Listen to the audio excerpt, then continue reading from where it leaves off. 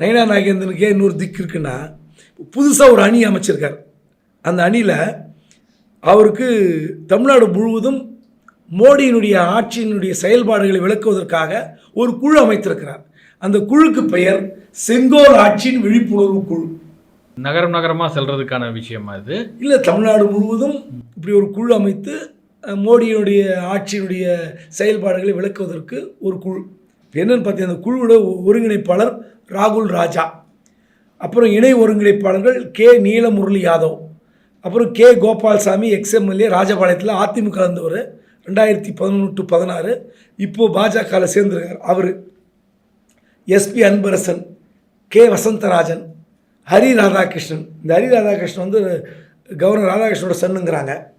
அப்புறம் கே செல்வதுரை, அடுத்து என் ஸ்ரீ நயினார் பாலாஜி, நயினார் நாகேந்திரனுடைய மகன். இப்போ இவங்கெல்லாம் சேர்ந்து ஒரு குழு அமைச்சு, இது பேர் செங்கோல் ஆட்சியின் விழிப்புணர்வு குழு. இந்த மாதிரி அணி அமைத்து கொண்டு இப்போது பிரச்சார மண்டலத்துக்கு போகிறதா சொல்கிறாங்க. புது புது குழுக்கள் அமைத்து கொண்டு அடுத்து வந்து முருகன் மாநாட்டுக்கு அப்புறம் பெருமாள் மாநாடுங்கிறாங்க, அப்புறம் சிவன் மாநாடுங்கிறாங்க. எல்லாம் ரைட்டு. ஒரே கேள்வி இருக்குது, மாரியம்மன் மாநாடு நடத்துவீங்களா? கருப்பசாமி மாநாடு நடத்துவீங்களா? அது பாஜகவுக்கு உகந்ததாக இருக்குமா?